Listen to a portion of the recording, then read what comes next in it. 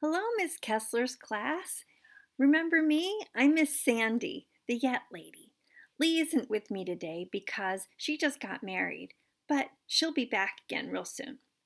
Today we're going to continue to talk about the power of yet. And if you recall, last time we were there, we talked about stinkin' thinking. And do you remember what that was about? Stinking thinking are those unhelpful thoughts that we say to ourselves that create a fixed mindset, and they actually prevent us from learning and getting good at things. Stinking thinking are thoughts like, I'm no good at this, I'm never going to get any good at this, I'm dumb, and those are just things we don't want to continue doing.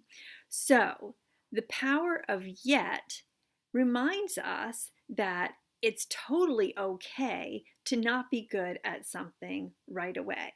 What really matters is that we just keep on trying, and so that we can get good at something. Yet can make learning fun and less intimidating. Um, Yet creates this growth mindset that builds the bridge from where we are to where we want to go. So, what what is this bridge made out of?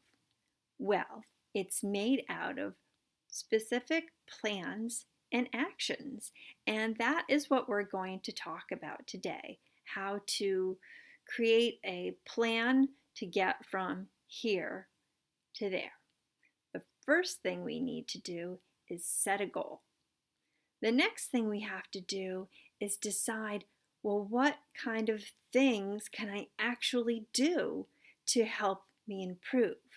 And then the third thing we have to do is start keeping track of that so that you know that you're putting in the effort to get better. Last time we were there, we worked from the Yet book. Remember that? We're going to continue to do that today. I am going to skip page 6, which talks a little bit about stinking thinking that you can go back and read. But I'm going to go to page 7 so that you can start thinking more deeply about a goal you want to work on and some very specific actions you can take so that you can start getting better at it. And that sometimes takes some effort.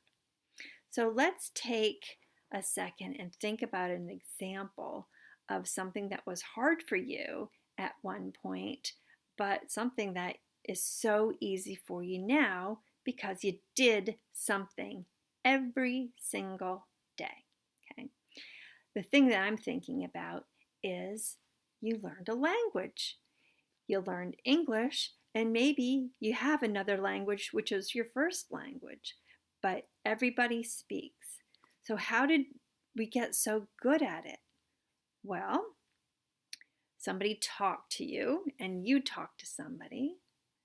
Maybe you looked at some picture books so that you learned vocabulary or started reading. Maybe simple books to start, but got harder and harder as you got older. And then you started reading yourself. But you practiced every day. And when you were little, you made lots of mistakes. But people just corrected you, and you learned, and now you speak without thinking.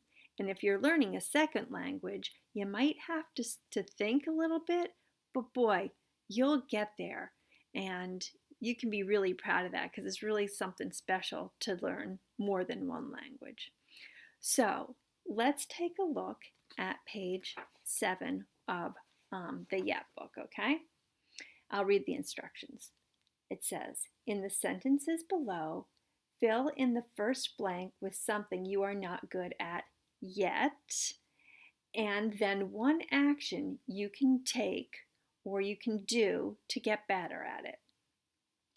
For example, I'm not good at basketball yet, But, and here's the action part, if I practice layups 5 minutes a day, I know I will get better at it.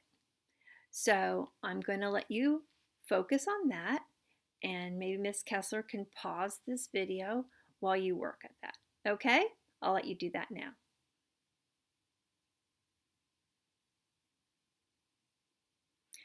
Great. I know you all worked really hard because that took some thinking.